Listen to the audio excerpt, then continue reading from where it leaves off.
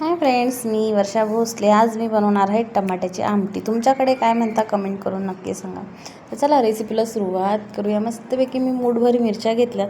मूठभर म्हणल्यापेक्षा आमच्या घरी तिखट कमी लागतं म्हणून मी कमी घेतल्या. तुमच्या घरी जसं तिखट लागत असेल तसं तुम्ही मिरच्या घेऊ शकता.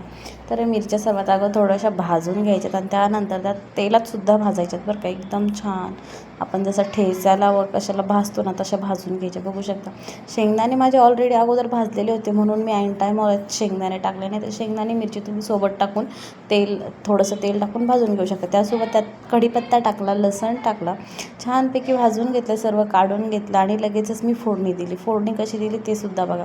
मस्तपैकी मोहरी टाकून घेतली. जिरा मोहरी मी यात एक चमचा फुल भरून टाकलेला असं समजा, कारण की चिंगूसपणा नाही करायचा आहे जिरं मोहरीला.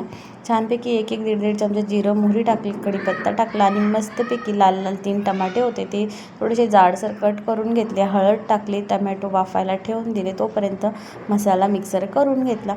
तर मसाला मिक्सर होईपर्यंत टमाटेसुद्धा छान इथं मऊसूद झाले होते. ते सुद्धा मी चमच्याच्या सहाय्याने थोडे मॅश करून घेतले. नंतर आपलं जे वाटण होतं ते टाकलं.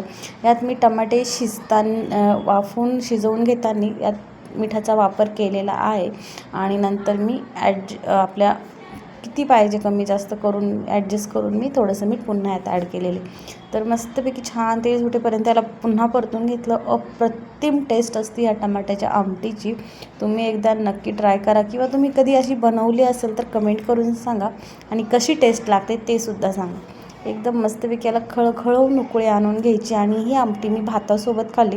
तुम्ही कशासोबत बी खावा, ज्वारीची भाकर किंवा बाजरीची भाकर किंवा चपातीसोबत, पण एक नंबरच लागणार बरं का. तर मस्त अशी खळखळून उकळी घेतली आणि माझ्यासारखं कोणाकोणाला व्हिडिओ काढायचं लक्ष राहत नाही त्यांनीसुद्धा कमेंट करा, लाईक करा. कारण की एखाद्या वेळेस असं होतं की मी सगळी रेसिपी शूट करते आणि ऐन प्लेटमध्ये घेताना मला लक्षसुद्धा राहत नाही. जेवण करून घेते आणि मग व्हिडिओ शूट करते. मस्तपैकी भरभरून कोथिंबीर बारीक चिरून घेतली, मस्तपैकी यात ॲड केली. बघू शकता तुम्ही एक नंबर अशी टमाट्याची आमटी, सार तुम्हाला काय म्हणायचं ते झणझणीत अशी झाली होती. मस्तपैकी भातासोबत ताव मारला. तुम्ही पण या खायला आणि कोणी अशी बनवली नक्की सांगा. Like share